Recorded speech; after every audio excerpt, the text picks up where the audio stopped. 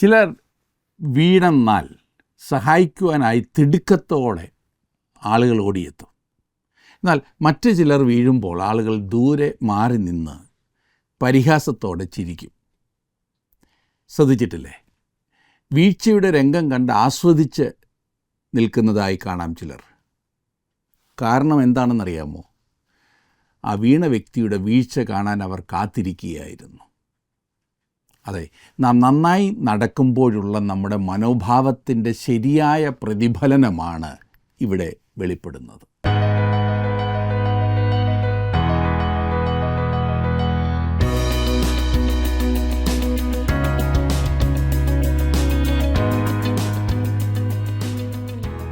ജീവസന്ദേശത്തിൻ്റെ പ്രേക്ഷകർക്ക് ഞങ്ങളുടെ സ്നേഹവും വന്ദനവും അറിയിക്കുന്നു.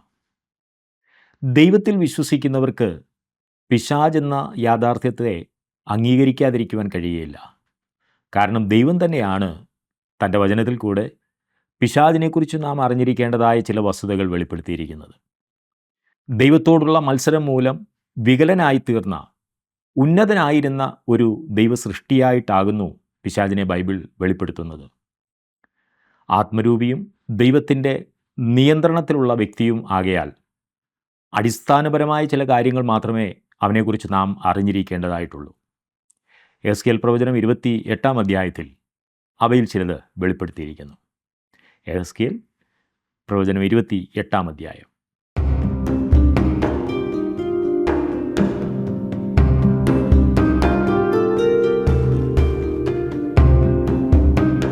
എഹെസ്കേൽ പ്രവചനം 28-ാം അധ്യായത്തിൽ സോരിൻ്റെയും സീദോൻ്റെയും പ്രഭുവിനും രാജാവിനുമുള്ള ന്യായവിധിയെക്കുറിച്ചാണ് നാം കാണുന്നത്.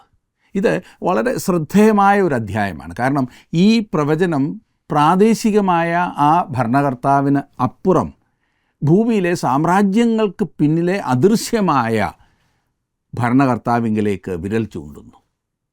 അതെ, ലോകത്തിൻ്റെ പ്രഭുവായ സാത്താനിലേക്ക്. എഹെസ്കേൽ പ്രവചനം 28-ാം അധ്യായത്തിൻ്റെ 1, 2, 3 വാക്യങ്ങൾ. യഹോവയുടെ അരുളപ്പാട് എനിക്കുണ്ടായതെന്തെന്നാൽ, മനുഷ്യപുത്ര, നീ സോർ പ്രഭുവിനോട് പറയേണ്ടത്, യഹോവയായ കർത്താവ് ഇപ്രകാരം അരുളി ചെയ്യുന്നു, നിന്റെ ഹൃദയം നിഗളിച്ചുപോയി, നീ ദൈവമല്ല, മനുഷ്യൻ മാത്രമായിരിക്കെ ഞാൻ ദൈവമാകുന്നു, ഞാൻ സമുദ്രമധ്യേ ദേവാസനത്തിൽ ഇരിക്കുന്നു എന്ന് പറഞ്ഞു. നീ ദൈവഭാവം നടിച്ചതുകൊണ്ട് നീ ദാനിയേലിലും ജ്ഞാനിയല്ലോ, നീ അറിയാതെ വണ്ണം മറച്ചു വയ്ക്കാവുന്ന ഒരു രഹസ്യവുമില്ല. പിന്നെയും യഹോവയുടെ അരുളപ്പാട് എഹെസ്കേലിന് ലഭിച്ചു എന്ന് നാം കാണുന്നു. ഈ പ്രാവശ്യം 2 സന്ദേശങ്ങളാണ് നൽകപ്പെട്ടത്. ഒന്ന് സോരിലെ പ്രഭുവിനുള്ളതും രണ്ടാമത്തേത് സോരിലെ രാജാവിനുള്ളതും. ഈ മഹാസാമ്രാജ്യത്തിന് പിന്നിൽ, മഹാവാണിജ്യ കേന്ദ്രത്തിനും രാഷ്ട്രീയ കേന്ദ്രത്തിനും സോരിൻ്റെ മഹാദുർഗത്തിനുമൊക്കെ പിന്നിൽ ലോകരാഷ്ട്രങ്ങളെയെല്ലാം നിയന്ത്രിക്കുന്ന ഒരു അദൃശ്യ വ്യക്തിയെ നാം കാണുവാൻ പോകുകയാണ്. അവനത്രേ സാത്താൻ. മരുഭൂമിയിലെ പരീക്ഷാ സമയത്ത് ലോകത്തിലെ സകല രാജ്യങ്ങളെയും അധികാരവും മഹത്വവും നമ്മുടെ കർത്താവിന് സാത്താൻ വാഗ്ദാനം ചെയ്തത് ഓർക്കുമല്ലോ. ലൂക്കോസ് എഴുതിയ സുവിശേഷം 4-ാം അധ്യായത്തിൻ്റെ 5, 6, 7 വാക്യങ്ങളിൽ. അവിടെ നാം വായിക്കുന്നത്, പിന്നെ പിശാച് അവനെ മേലോട്ട് കൂട്ടിക്കൊണ്ടുപോയി ലോകത്തിലെ സകല രാജ്യങ്ങളെയും ക്ഷണനേരത്തിൽ അവന് കാണിച്ചു കൊടുത്തു. ഈ അധികാരമൊക്കെയും അതിൻ്റെ മഹത്വവും നിനക്ക് തരാം, അത് എങ്കൽ ഏൽപ്പിച്ചിരിക്കുന്നു, എനിക്ക് മനസ്സുള്ളവന് ഞാൻ കൊടുക്കുന്നു, നീ എന്നെ നമസ്കരിച്ചാൽ അതെല്ലാം നിൻ്റേതാകുമെന്ന് അവനോട് പറഞ്ഞു. സാത്താൻ്റെ വാഗ്ദാനത്തെ കർത്താവ് നിരാകരിച്ചു. അത് പക്ഷേ അവൻ്റെ ഉടമസ്ഥാവകാശത്തെ തിരിച്ചറിയാഞ്ഞിട്ടല്ലായിരുന്നു. സാത്താന് സാമ്രാജ്യങ്ങളുണ്ട് എന്ന് യേശു കർത്താവിന് അറിയാമായിരുന്നു. ആത്യന്തികമായും കർത്താവ് തന്നെ ഈ ലോകത്തെ ഭരിക്കുന്നതാണ്. എന്നാൽ അത് ഒരിക്കലും പിശാചിൻ്റെ പ്രതിനിധിയായിട്ടല്ല. എന്നിരുന്നാലും സാത്താൻ ഇപ്പോഴും ആകാശത്തിലെ ശക്തിയുടെ പ്രഭുവാകുന്നു. ലോക സാമ്രാജ്യങ്ങളുടെ പിന്നിൽ പ്രവർത്തിക്കുന്നവൻ അവനാണ്. നാം ഇഷ്ടപ്പെട്ടാലും ഇഷ്ടപ്പെട്ടില്ലെങ്കിലും അവൻ്റെ നിയന്ത്രണത്തിലാണ് ഇന്ന് നാം ഈ കാണുന്നതൊക്കെ. അന്തിക്രിസ്തുവിൻ്റെ ഒരു പ്രതിരൂപം ഇവിടെ ഉണ്ടെന്നത്രേ ഞാൻ വിശ്വസിക്കുന്നത്.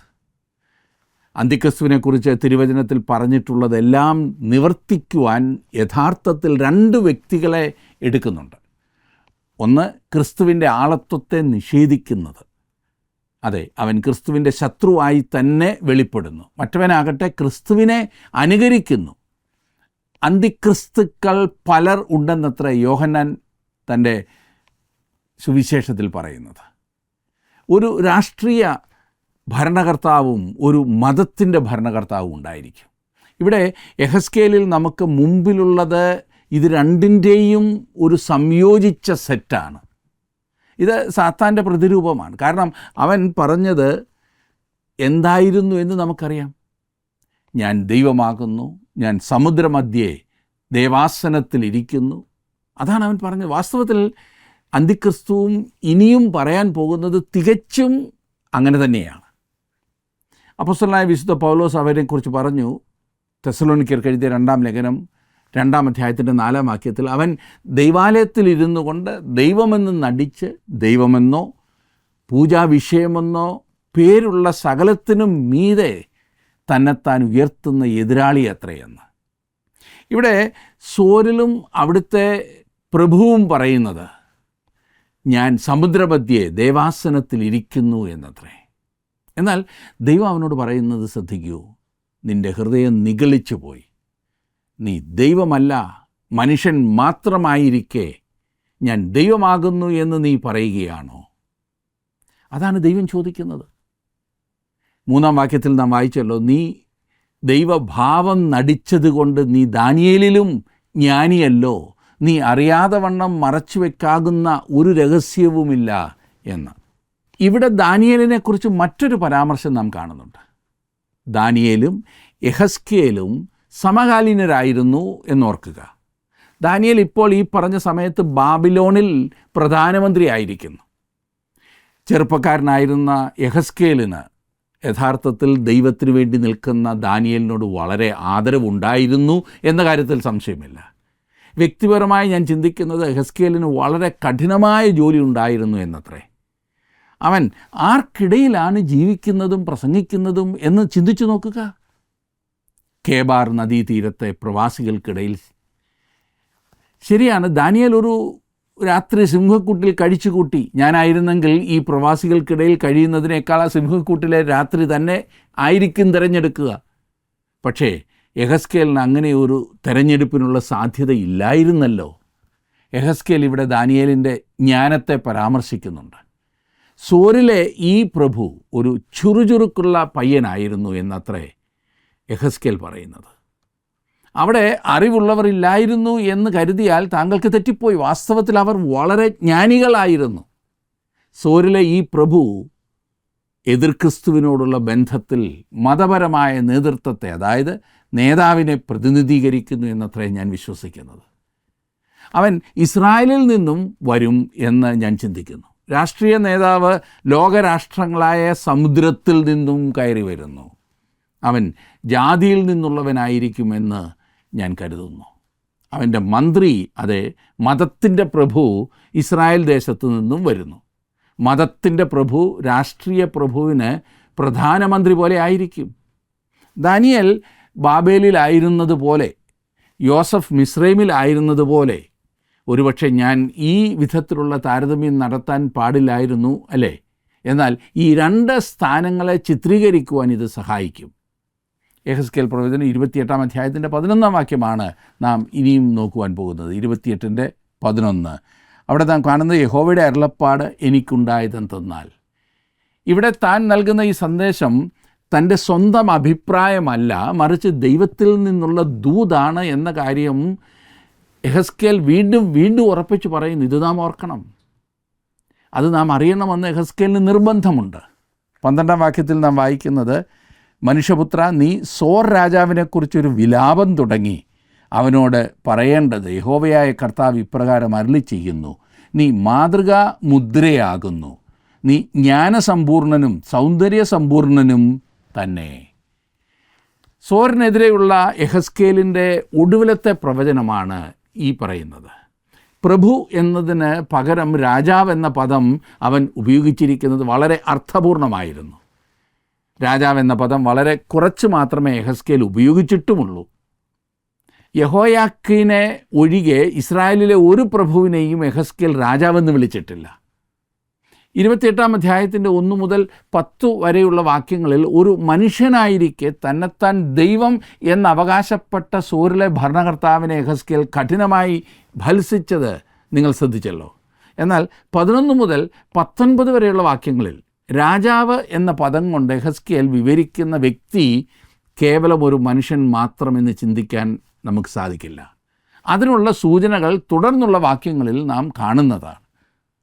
ആദ്യം സോർ പട്ടണത്തെക്കുറിച്ചുള്ള വിലാപം നാം കണ്ടു. പിന്നീട് നാം സോർ പ്രഭുവിനെക്കുറിച്ച് സംസാരിച്ചു. ഇപ്പോഴിതാ സോർ രാജാവിനെക്കുറിച്ചുള്ള വിലാപത്തിലേക്ക് നാം വന്നിരിക്കുന്നു. എന്നാൽ പെട്ടെന്ന് തന്നെ സോരിലെ തദ്ദേശീയ രാജാവിന് പിന്നിലേക്ക് നമ്മുടെ ചിന്തകൾ കടന്നു പോകുന്നു. കാരണം സോരിൽ പല രാജാക്കന്മാർ ഉണ്ടായിരുന്നു. പക്ഷേ അവർക്കാർക്കും ആരോപിക്കുവാൻ കഴിയാത്ത, അതായത് ഇണങ്ങാത്ത ചില പ്രത്യേകതകൾ ഇവിടെ എടുത്തു പറഞ്ഞിട്ടുണ്ട്. ആ കാലത്ത് സോറിൽ ഒരു രാജാവായിരിക്കുക എന്നത് അത്ര സുരക്ഷിതമായ കാര്യമായിരുന്നില്ല. തലയിൽ കിരീടം ഉറപ്പിച്ചു വെക്കുക എന്നത് തന്നെ അന്ന് അത്ര എളുപ്പമായിരുന്നില്ല. അതിൻ്റെ മഹത്വം അത്ര നീണ്ടു നിന്നിട്ടില്ല എന്നോർക്കണം. ഇവിടെ ഈ സോർ രാജാവിനെക്കുറിച്ച് വിവരിക്കുന്നത് പോലെ അന്ന് അവിടെ ഒരു മാനുഷിക രാജാവിന് നിലനിൽക്കാൻ കഴിയില്ലായിരുന്നു എന്നത്രേ ഞാൻ പറഞ്ഞു വരുന്നത്. അതുകൊണ്ട് ഇവിടെ സോർ രാജാവ് എന്ന് പറയുന്നത് ദ്വയാർത്ഥ പ്രയോഗമാണ്. മനസ്സിലായല്ലോ? 2 അർത്ഥം അതിനകത്ത് വരുന്നുണ്ട്. അതെ, സോർ രാജ്യത്തിനും രാജാവിനും പിന്നിലുള്ളത് സാത്താനാണ്. തിന്മയുടെയും സാത്താൻ്റെയും ഉത്ഭവത്തെക്കുറിച്ച് തിരുവചനത്തിൽ വിവരിക്കുന്ന ചുരുക്കം ഭാഗങ്ങളിൽ ഒന്നത്രേ യെഹെസ്കേൽ പ്രവചനം 28-ാം അധ്യായം. അതുകൊണ്ട് തന്നെ ഈ അധ്യായം വളരെ പ്രധാനപ്പെട്ടതാണ്. ഞാൻ ഇതേക്കുറിച്ച് വളരെ ഊന്നിപ്പറയാൻ ആഗ്രഹിക്കുന്നില്ല. 12-ാം വാക്യം ഒരിക്കൽ കൂടി ശ്രദ്ധയോടെ വായിക്കുക. മനുഷ്യപുത്ര, നീ സോർ രാജാവിനെക്കുറിച്ചൊരു വിലാപം തുടങ്ങി അവനോട് പറയേണ്ടത്, യഹോവയായ കർത്താവ് ഇപ്രകാരം അരുളി ചെയ്യുന്നു, നീ മാതൃകാ മുദ്രയാകുന്നു, നീ ജ്ഞാനസമ്പൂർണനും സൗന്ദര്യസമ്പൂർണനും തന്നെ. നോക്കുക, ദൈവം സൃഷ്ടിച്ചിട്ടുള്ളതിലേക്കും ഏറ്റവും ബുദ്ധിശാലിയായ സൃഷ്ടിയായിരുന്നു പിന്നീട് സാത്താനായി തീർന്ന ലൂസിഫർ. സാത്താൻ ഒരു സൃഷ്ടിയാകുന്നു എന്ന കാര്യം പ്രത്യേകം ശ്രദ്ധിക്കുക. അവനൊരു ആരംഭമുണ്ട്. സൗന്ദര്യത്തിൻ്റെ പൂർണ്ണതയിൽ അവൻ സൃഷ്ടിക്കപ്പെട്ടു. ഇന്ന് നാം പിശാചിനെക്കുറിച്ച് ഭാവന ചെയ്യുന്നത് എത്ര വിചിത്രമായിട്ടാണില്ലേ? തലയിൽ 2 കൊമ്പും വാലിൻ്റെ അറ്റത്തുള്ള ഒരു ചിറകും അതിൻ്റെ അറ്റത്ത് ശൂലത്തിൻ്റെ അഗ്രം പോലുള്ള 2 ഒരു നീണ്ട വാലും പിന്നെ കറുത്ത നീളമുള്ള കുപ്പായം. ഇങ്ങനെ എന്തെല്ലാം ഭാവത്തിലാണ് പിശാചിൻ്റെ രൂപം മനുഷ്യൻ്റെ മനസ്സിൽ കയറിപ്പറ്റിയിരിക്കുന്നത്. ഇങ്ങനെ കൊമ്പുള്ളതും കൊളുത്തുള്ള വാലും പിളർന്ന കുളമ്പുള്ള കാലുകളുമുള്ള ജീവിയാണ് പിശാചെന്ന് ധരിക്കുന്നു എങ്കിൽ തെറ്റിക്കേട്ടോ, താങ്കൾക്ക് അബദ്ധം പറ്റിയിരിക്കുകയാകും. യവന പുരാണങ്ങളിൽ നിന്നും ഉരുത്തിരിഞ്ഞ മധ്യകാല സാഹിത്യ രചനകളാണ് സാത്താൻ ഇങ്ങനെ ഒരു രൂപം, ഞാനിപ്പോൾ പറഞ്ഞതുപോലെ ഒരു രൂപം കൊടുത്തതെന്ന ധാരണ വാസ്തവത്തിൽ നാം കാണാറുണ്ട്. അത് പുറകോട്ട് ഏഷ്യ മൈനറിലേക്ക് പോകുന്നു. പെർഗമോസിൽ അപ്പോളയുടെ ഒരു വലിയ അമ്പലമുണ്ടായിരുന്നു. കൊരിന്തിലും എഫസോസിലും ഓരോന്ന് ഉണ്ടായിരുന്നു. ഇത് യവന പുരാണങ്ങളിലെ ബാക്കസ് എന്ന സന്തോഷത്തിൻ്റെ ദേവൻ്റെ വിവരണമാണ്. അവന് കൊമ്പുകളുണ്ട്. മുന്തിരിത്തോട്ടത്തിലൂടെയാണ് അവൻ്റെ ഓട്ടം. അവൻ വീഞ്ഞിൻ്റെ ദേവനായിരുന്നു, ലഹരിയുടെ ദേവൻ. അവൻ്റെ ഇടുപ്പ് മുതൽ താഴേക്ക് ആടിൻ്റെ രൂപമായിരുന്നു. കുളമ്പുള്ള കാലുകളും കൊളുത്തുള്ള വാലും കൊമ്പുകളും ഉള്ള ഈ ജീവി ഗ്രീക്ക് പുരാണത്തിൽ നിന്നും വന്നതാണ്. എന്നാൽ ബൈബിളിൽ സാത്താനെ ഈ വിധത്തിൽ അല്ല അവതരിപ്പിച്ചിരിക്കുന്നത്. അപ്രകാരം എങ്ങും പറയുന്നില്ല. വേദപുസ്തകം അവനെ സൗന്ദര്യത്തിൽ തികഞ്ഞവനായിട്ടാണ് ചിത്രീകരിക്കുന്നത്. അവനെ നിങ്ങൾ ഒന്ന് കാണാൻ കഴിഞ്ഞിരുന്നുവെങ്കിൽ നിങ്ങൾ കണ്ടിട്ടുള്ളതിലേക്കും ഏറ്റവും സുന്ദരൻ, സുമുഖൻ അവൻ തന്നെ എന്ന് നിങ്ങൾ പറയുമായിരുന്നു. ചില ദുരുപദേശ കൂട്ടങ്ങളിലെ മനുഷ്യരെ നോക്കി ചിലർ ഇങ്ങനെ പറയുന്നത് കേട്ടിട്ടില്ലേ? ഹോ, അവരുടെ രീതിയും മട്ടും ഭാവവും എത്ര മനോഹരമായിരിക്കുന്നു എന്ന്. പലപ്പോഴും സാത്താൻ്റെ തന്ത്രങ്ങളും വശീകരണങ്ങളും തിരിച്ചറിയപ്പെടാതെ പലരും അവൻ്റെ കെണിയിൽപ്പെടുന്നതും ഇതിനാലാണ്. സാത്താൻ്റെ സേവകരെക്കുറിച്ച് അപ്പോസ്തലനായ പൗലോസ് ചിലത് പറഞ്ഞിട്ടുണ്ട്. കൊരിന്ത്യർക്ക് എഴുതിയ 2-ാം ലേഖനം 11-ാം അധ്യായത്തിൻ്റെ 13 മുതൽ 15 വരെ നാം വായിച്ചു നോക്കിയാൽ അവിടെ നമുക്കത് കാണാൻ സാധിക്കും. യെഹെസ്കേൽ അതേക്കുറിച്ച് പറയുന്നുണ്ട്. നീ മാതൃകാ മുദ്രയാകുന്നു, നീ ജ്ഞാനസമ്പൂർണനും സൗന്ദര്യ സമ്പൂർണനും തന്നെയെന്ന്. അവനെ തള്ളി താഴെയിടുവാൻ കാരണം എന്തായിരുന്നു? 15-ാം വാക്യത്തിൽ നാം അത് കാണുന്നുണ്ട്. അവൻ്റെ ആദ്യത്തെ മഹത്വത്തെക്കുറിച്ച് പറയുന്നത് ആദ്യം ഒന്ന് ശ്രദ്ധിച്ചാട്ട്. 13-ാം വാക്യത്തിൽ നാം കാണുന്നത്, നീ ദൈവത്തിൻ്റെ തോട്ടമായ ഏദനിലായിരുന്നു. താമ്രമണി, പീതരത്നം, വജ്രം, പുഷ്പരാഗം, ഗോമേധകം, സൂര്യകാന്തം, നീലക്കല്ല്, മാണിക്യം, മരതകം മുതലായ സകല രത്നങ്ങളും നിന്നെ മൂടിയിരുന്നു. നിന്നെ തീർത്ത നാളിൽ നിന്നിൽ ഉള്ള തടങ്ങളുടെയും കുടകളുടെയും പണി പൊന്നുകൊണ്ടുള്ളതായിരുന്നു. നീ ദൈവത്തിൻ്റെ തോട്ടമായ ഏദനിലായിരുന്നു എന്ന്. ദൈവം അവനെ സൃഷ്ടിച്ച നാളിൽ സാത്താന് വളരെ ഉന്നതമായ ഒരു സ്ഥാനം നൽകപ്പെട്ടിരുന്നു. അവൻ ദൈവത്തിൻ്റെ തോട്ടമായ ഏദനിലായിരുന്നു. അവൻ്റെ സൗന്ദര്യത്തിന് തികച്ചും പൊരുത്തപ്പെടുന്ന ഒരു സ്ഥലം, അല്ലേ? ഇവിടെ പറയുന്നത് കേവലം സോരിലെ ഒരു രാജാവിനെക്കുറിച്ച് മാത്രമല്ല എന്ന് നാം ഓർക്കണം. ഈ വിവരണം അതുകൊണ്ട് തന്നെ നമുക്ക് വ്യക്തമാണ്. സോരിലെ ഒരു രാജാവും ഏദൻ തോട്ടത്തിലുണ്ടായിരുന്നിട്ടില്ല. ഇവിടെ പറയുന്ന ഈ വ്യക്തി, അവൻ്റെ അലങ്കാരം തന്നെ നോക്കുക. സകല രത്നങ്ങളും നിന്നെ മൂടിയിരുന്നു. അവൻ എത്ര മനോഹര ജീവിയായിരുന്നു എന്ന് നിങ്ങൾക്ക് ഭാവന ചെയ്യുവാൻ കഴിയുന്നുണ്ടോ? എന്നെക്കൊണ്ടൊക്കുന്നില്ല. അവൻ അണിഞ്ഞിരുന്ന 9 രത്നങ്ങളെക്കുറിച്ച് യെഹെസ്കേൽ ഇവിടെ പറയുന്നുണ്ട്. ഇസ്രായേലിലെ മഹാപുരോഹിതൻ്റെ മാറിൽ അണിഞ്ഞിരുന്ന 12 തരത്തിലുള്ള രത്നക്കല്ലുകളിൽ 9 എണ്ണമാണിത്. പുറപ്പാട് പുസ്തകം 28-ാം അധ്യായത്തിൻ്റെ 15 മുതൽ 20 വരെയുള്ള വാക്യങ്ങളിലും, പുറപ്പാട് പുസ്തകം 39-ാം അധ്യായത്തിൻ്റെ 10 മുതൽ 13 വരെയുള്ള വാക്യങ്ങളിലും ആ രത്നങ്ങളെക്കുറിച്ച് നാം വായിക്കുന്നുണ്ട്. ഈ രത്നങ്ങൾ സാത്താൻ്റെ സൗന്ദര്യത്തെയും അവൻ്റെ പദവിയെയും സൂചിപ്പിക്കുന്നതാകാം. പിന്നെ നാം വായിക്കുന്നത്, നിന്നെ തീർത്ത നാളിൽ നിന്നിലുള്ള തടങ്ങളുടെയും കുടകളുടെയും പണി പൊന്നുകൊണ്ടുള്ളതായിരുന്നു. സാത്താന് പാടാൻ കഴിയുമായിരുന്നു എന്ന് മാത്രമല്ല, അവനൊരു സംഗീതം തന്നെയായിരുന്നു. ഭൂമിയിൽ സംഗീതം ഉത്ഭവിച്ചതിനെക്കുറിച്ച് നിങ്ങൾക്കറിയാമോ? ഉൽപ്പത്തി പുസ്തകം 4-ാം അധ്യായത്തിൻ്റെ 21-ാം വാക്യത്തിൽ നാം വായിക്കുന്നത്, അവൻ്റെ സഹോദരൻ യൂബാൽ എന്ന് പേർ. ഇവൻ കിന്നരവും വേണുവും പ്രയോഗിക്കുന്ന എല്ലാവർക്കും പിതാവായി തീർന്നു. ആരാണ് ഈ യൂബാൽ? അവൻ കായീൻ്റെ വംശാവലിയിൽപ്പെട്ടവനായിരുന്നു. ഇന്നത്തെ ചില പാട്ടുകളൊക്കെ കേൾക്കുമ്പോൾ നിശ്ചയമായും അത് ആ വഴിക്ക് തന്നെ വന്നതാണ് എന്ന വിശ്വാസം ഉറപ്പിക്കുന്നതാണല്ലേ. മറ്റൊരു സ്ഥലത്തു നിന്നും അതിന് വരാൻ കഴിയില്ല. സാത്താൻ നല്ലൊരു സംഗീതജ്ഞനാണ്. അതുകൊണ്ട് പ്രിയ സുഹൃത്തെ, സംഗീതത്തിൻ്റെ കാര്യത്തിൽ നാം വളരെ സൂക്ഷിക്കേണ്ടിയിരിക്കുന്നു. സംഗീതത്തിന് മനുഷ്യ മനസ്സുകളെ സ്വാധീനിക്കുവാൻ വളരെ ശക്തിയുണ്ട്. എന്നാൽ അതുവഴി നമ്മുടെ ഹൃദയം എങ്ങോട്ടാണ് ആകർഷിക്കപ്പെടുന്നത് എന്നത് വളരെ ശ്രദ്ധിക്കേണ്ടിയിരിക്കുന്നു. അർത്ഥമില്ലാത്ത വാക്കുകളും സംഗീതോപകരണങ്ങളുടെ വല്ലാത്ത നാദപ്രപഞ്ചവും സൃഷ്ടിക്കുന്ന വൈകാരികമോ പൈശാചികമോ ആയ എന്തോ നിർവൃതി ദൈവാരാധനയുടെ സംതൃപ്തിയാണെന്ന് തെറ്റിദ്ധരിക്കാനുള്ള സാധ്യത വളരെയാണ്. ഞാൻ വീണ്ടും പറയട്ടെ, ഈ കാലത്ത് നാം അത് ധാരാളം കാണുന്നുണ്ട്. ഓർക്കുക, ദൈവത്തിൻ്റെ ആത്മാവ് സുബോധത്തിൻ്റെ ആത്മാവാണ്, വിവേകത്തിൻ്റെ ആത്മാവാണ്. അല്ലാതെ തോന്നിവാസം എന്തും ഏതും കാണിക്കാനുള്ളൊരു സ്ഥലമല്ല ആരാധന, ദൈവാരാധന. 14-ാം വാക്യത്തിൽ നാം വായിക്കുന്നത്, നീ ചിറക് വിടർത്തി മറയ്ക്കുന്ന കെരൂബാകുന്നു. ഞാൻ നിന്നെ വിശുദ്ധ ദേവപർവ്വതത്തിൽ ഇരുത്തിയിരുന്നു. നീ അഗ്നിമയ രഥങ്ങളുടെ മധ്യേ സഞ്ചരിച്ചു പോന്നു. നീ ചിറക് വിടർത്ത് മറയ്ക്കുന്ന കെരൂബാകുന്നു. അതായത് അവൻ ദൈവസിംഹാസനത്തെ കാക്കുന്നവനായിരുന്നു എന്നർത്ഥമാണ്. ഇത് ഭൂമിയിലായിരുന്ന ഏദനിലല്ല, മിക്കവാറും സ്വർഗത്തിൻ്റെ ഒരു ചിത്രമാണിത്. സാത്താന് നിശ്ചയമായും സ്വർഗത്തിൽ സ്ഥാനമുണ്ടായിരുന്നു എന്നോർക്കുക. എത്ര പദവിയുള്ളവനായിരുന്നു സാത്താൻ. ഇനി 15-ാം വാക്യത്തിൽ നാം വായിക്കുന്നത്, നിന്നെ സൃഷ്ടിച്ച നാൾ മുതൽ നിങ്ങൾ നീതികേട് കണ്ടതുവരെ നീ നടപ്പിൽ നിഷ്കളങ്കനായിരുന്നു. വീഴ്ചയ്ക്ക് മുമ്പ് വരെ ലൂസിഫർ ദൈവത്തിൻ്റെ സിംഹാസനം കാത്തിരുന്നു.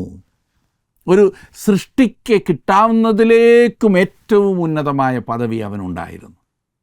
എന്തായിരുന്നു അവനെ വീഴുവാനിടയാക്കിയത്? യെഹെസ്കേൽ അത് നമ്മോട് പറയുന്നില്ല. എന്നാൽ യെശയ്യാവ് അത് വ്യക്തമായി നമ്മോട് പറഞ്ഞിട്ടുണ്ട്. യെശയ്യാ പ്രവചനം 14-ാം അധ്യായത്തിൻ്റെ 12 മുതൽ 15 വരെ. അരുണോദയപുത്രനായ ശുക്ര, നീ എങ്ങനെ ആകാശത്ത് നിന്ന് വീണു? ജാതികളെ താഴ്ത്തിക്കളഞ്ഞവനെ, നീ എങ്ങനെ വെട്ടേറ്റ് നിലത്ത് വീണു? ഞാൻ സ്വർഗത്തിൽ കയറും, എൻ്റെ സിംഹാസനം ദൈവത്തിൻ്റെ നക്ഷത്രങ്ങൾക്ക് മീതെ വെക്കും. ഉത്തരദിക്കിൻ്റെ അതിർത്തിയിൽ സമാഗമ പർവ്വതത്തിന്മേൽ ഞാൻ ഇരുന്നരുളും. ഞാൻ മേഘോന്നതങ്ങൾക്ക് മീതെ കയറും. ഞാൻ അത്യുന്നതനോട് സമനാകുമെന്നല്ലോ നീ ഹൃദയത്തിൽ പറഞ്ഞത്. മനസ്സിലായോ? ഇവിടെ അവനെ താഴെയിടാൻ കാരണമായത് അവൻ്റെ നിഗളമായിരുന്നു എന്ന് വ്യക്തമായി കാണിക്കുന്നു. തൻ്റെ സിംഹാസനം ഉയർത്താൻ സാത്താൻ ആഗ്രഹിച്ചു. ദൈവത്തിൽ നിന്നും വേർപിരിയാനും തന്നെത്താൻ ദൈവമാക്കാനും അവൻ ആഗ്രഹിച്ചു. അവൻ ദൈവത്തിനെതിരായി മത്സരിക്കുകയായിരുന്നു. പ്രിയ സുഹൃത്തെ, ഞാൻ നിങ്ങളോടൊരു കാര്യം പറയട്ടെ. ഞാൻ തികഞ്ഞവനായി, ഞാൻ ഏതാണ്ട് ആയ നിലയിലെത്തി, ഞാനിപ്പോൾ നല്ല ആത്മീയ നിലവാരത്തിലായി എന്നൊക്കെ ചിന്തിക്കുന്ന ഒരു ദൈവപൈതലാകുന്നു നിങ്ങളെങ്കിൽ ഞാൻ പറയാം, സാത്താൻ വെളിച്ചത്തിൻ്റെ ദൂതനായിരുന്നു. അവൻ സമ്പൂർണനായിരുന്നു. എന്നാൽ അവൻ വീണുപോയി. അവൻ വീണെങ്കിൽ സുഹൃത്തെ, താങ്കളുടെ കാര്യം എന്തു പറയാൻ? എൻ്റെ കാര്യം എന്തു പറയാൻ? നാം കേവലം നിസ്സാരന്മാരായ മനുഷ്യരല്ലേ? ദൈവത്തിൻ്റെ കൃപയാൽ മാത്രം ഞാനും നിങ്ങളും നിലനിൽക്കുന്നു. അതിനായി നമുക്ക് ദൈവത്തെ സ്തുതിക്കാം. ദൈവം ഒരിക്കലും നിഗളത്തെ കണ്ടിട്ട് കണ്ണടക്കില്ല. മത്സരത്തെ അവൻ കണ്ണടക്കില്ല എന്ന് നാം ഓർക്കണം. അതുകൊണ്ട് അവൻ എന്തു ചെയ്യാൻ പോകുന്നു എന്ന് 16-ാം വാക്യത്തിൽ നാം വായിക്കുന്നു. 16-ാം വാക്യം, നിൻ്റെ വ്യാപാരത്തിൻ്റെ പെരുപ്പം നിമിത്തം നിൻ്റെ അന്തർഭാഗം സാഹസം കൊണ്ട് നിറഞ്ഞു. നീ പാപം ചെയ്തു. അതുകൊണ്ട് ഞാൻ നിന്നെ അശുദ്ധൻ എന്നെണ്ണി ദേവപർവ്വതത്തിൽ നിന്ന് തള്ളിക്കളഞ്ഞു. മറയ്ക്കുന്ന കെരൂബേ, ഞാൻ നിന്നെ അഗ്നിമയ രഥങ്ങളുടെ മധ്യേ നിന്ന് മുടിച്ചു കളഞ്ഞു. തൻ്റെ പാപത്തിൻ്റെ ഫലമായി സാത്താൻ ശിക്ഷിക്കപ്പെടുന്നതാണ്. അവനൊരു സൃഷ്ടി മാത്രമാകുന്നു. നിങ്ങളിതേക്കുറിച്ച് എന്ത് ചിന്തിക്കുന്നു എന്നെനിക്കറിയില്ല. എന്നാൽ ഇത് എന്നെ ആശ്വസിപ്പിക്കുന്നു. ഞാൻ തുറന്നു പറയട്ടെ, സാത്താനെ തോൽപ്പിക്കാൻ എനിക്ക് കഴിയില്ല. അവനുമായി ഒപ്പത്തിനൊപ്പം നിൽക്കാൻ എന്നെക്കൊണ്ടാവില്ല. എന്നാൽ ദൈവം അവനെ കൈകാര്യം ചെയ്യാൻ പോകുന്നു. അതുകൊണ്ട് ദൈവത്തോട് ഞാൻ എത്രയും നന്ദിയുള്ളവനാണ്. അവനോട് ഏറ്റവും അടുത്ത് വേണം ഞാൻ ജീവിക്കാൻ. 17-ാം വാക്യത്തിൽ നാം കാണുന്നത്, നിൻ്റെ സൗന്ദര്യം നിമിത്തം നിൻ്റെ ഹൃദയം ഗർവിച്ചു. നിൻ്റെ പ്രഭ നിമിത്തം നീ നിൻ്റെ ജ്ഞാനത്തെ വഷളാക്കി. ഞാൻ നിന്നെ നിലത്ത് തള്ളിയിട്ടു. രാജാക്കന്മാർ നിന്നെ കണ്ട് രസിക്കത്തക്കവണ്ണം നിന്നെ അവരുടെ മുമ്പിൽ ഇട്ടുകളഞ്ഞു. നിൻ്റെ സൗന്ദര്യം നിമിത്തം നിൻ്റെ ഹൃദയം ഗർവിച്ചു എന്ന്. മനോഹരരൂപിയായ സാത്താൻ്റെ ഹൃദയത്തിൽ പാപം മുളയ്ക്കുന്നു. തുടർന്ന് പറയുകയാണ്, നിൻ്റെ പ്രഭ നിമിത്തം നീ നിൻ്റെ ജ്ഞാനത്തെ വഷളാക്കിയെന്ന്. ദൈവം നൽകിയ സൗന്ദര്യം, ദൈവം നൽകിയ പ്രഭ, അത് നിഗളത്തിനും ഗർവത്തിനും കാരണമായി തീർന്നു എന്ന്. എത്ര പരിതാപകരമായൊരു വിധത്തിലാണ് ഇവിടെ അത് പറയുന്നത്. ശലോമോനെ നോക്കൂ. അവൻ ജ്ഞാനികളിൽ ജ്ഞാനിയായിരുന്നു. പക്ഷേ അവൻ വിഡ്ഢിത്തം പ്രവർത്തിച്ചു. ഇവിടെ ഇതാ ദൈവം സൃഷ്ടിച്ചതിലേക്ക് ഏറ്റവും ഉന്നത സൃഷ്ടിയായ ജീവി, അതെ, അറിയാവുന്നതെല്ലാം അറിഞ്ഞവൻ, ജ്ഞാനസമ്പൂർണനായവൻ, ഭയങ്കര വിഡ്ഢിത്തം കാണിച്ചിരിക്കുന്നു. എൻ്റെ പ്രിയ സുഹൃത്തെ, ദൈവത്തിൻ്റെ മക്കൾക്കും ഇന്ന് ഈ വിധത്തിലുള്ള വിഡ്ഢിത്തം കാണിക്കാൻ കഴിയുമെന്ന് നാം മറക്കരുത്. ദൈവം സാത്താനെ എന്തു ചെയ്തു എന്ന് നോക്കൂ. ഞാൻ നിന്നെ നിലത്ത് തള്ളിയിട്ടു. രാജാക്കന്മാർ നിന്നെ കണ്ട് രസിക്കത്തക്കവണ്ണം നിന്നെ അവരുടെ മുൻപിൽ ഇട്ടുകളഞ്ഞു എന്ന് നാം വായിക്കുന്നു. 19 വാക്യത്തിൽ നാം കാണുന്നത്, ജാതികളിൽ നിന്നെ അറിയുന്നവരെല്ലാവരും നിന്നെ കണ്ട് സ്തംഭിച്ചു പോകും. നിനക്ക് ശീഘ്രനാശം ഭവിച്ചിട്ട് നീ സദാകാലത്തേക്കും ഇല്ലാതെയാകും. പ്രിയ സുഹൃത്തെ, ഭാവിയിൽ ഒരു ദിവസം ദൈവം സാത്താനെ ഈ പ്രപഞ്ചത്തിൽ നിന്നും മാറ്റിക്കളയുവാൻ പോകുന്നു. ആ ദിവസം വരുന്നതിനായി നമുക്ക് എത്രയും അധികം പ്രാർത്ഥിക്കാം. എന്നാൽ ഒരു വലിയ പാഠം നമുക്കിവിടെ പഠിക്കാനായിട്ടുണ്ട്. ജീവിതത്തിൽ ദൈവത്തിൽ നിന്നകന്ന് ദൈവത്തിൻ്റെ ഹിതത്തിൽ നിന്നും വ്യതിചലിച്ച് ജീവിക്കുവാൻ നാം ശ്രമിക്കുമ്പോൾ അത് നമുക്ക് അനുഗ്രഹമല്ല, നമ്മുടെ ജീവിതത്തിൽ വലിയ ശാപം കൊണ്ടുവരും. അതിന് നാം ഒരിക്കലും ദൈവത്തിൽ നിന്ന് അകന്നു പോകരുത്. നാം അവനോട് ഏറ്റവും അടുത്ത് ജീവിക്കണം. അങ്ങനെയൊരു അനുഗ്രഹിക്കപ്പെട്ട ജീവിതത്തിനായി ദൈവം നിങ്ങളെ സഹായിക്കട്ടെ, ശക്തീകരിക്കട്ടെ എന്ന് ഞാൻ പ്രാർത്ഥിക്കുന്നു. ദൈവം നിങ്ങളെ അനുഗ്രഹിക്കട്ടെ.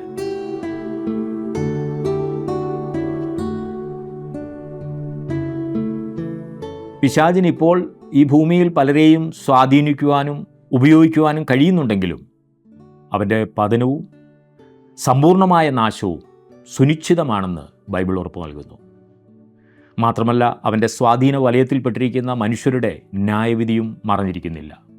പിശാചിനോട് എതിർത്ത് നിൽപ്പീൻ, എന്നാൽ അവൻ നിങ്ങളെ വിട്ട് ഓടിപ്പോകുമെന്നാകുന്നു ദൈവവചനം നമ്മോട് അരുളി ചെയ്തിരിക്കുന്നത്. പിശാചിന് നമ്മെ സമീപിക്കുവാനും സ്വാധീനിക്കുവാനുമുള്ള ശ്രമങ്ങളൊക്കെ നടത്തുവാൻ സാധിക്കുമെങ്കിലും അവനിൽ നിന്നുള്ള സംരക്ഷണം ദൈവജനത്തിന് ദൈവം വാഗ്ദത്തം നൽകിയിട്ടുണ്ട്. ആയതിനാൽ അവൻ്റെ തന്ത്രങ്ങളെക്കുറിച്ചുള്ള അറിവ് ഒരു ദൈവ പൈതലിന് നിശ്ചയമായും ഉണ്ടായിരിക്കേണ്ടത് ആവശ്യമാണ്.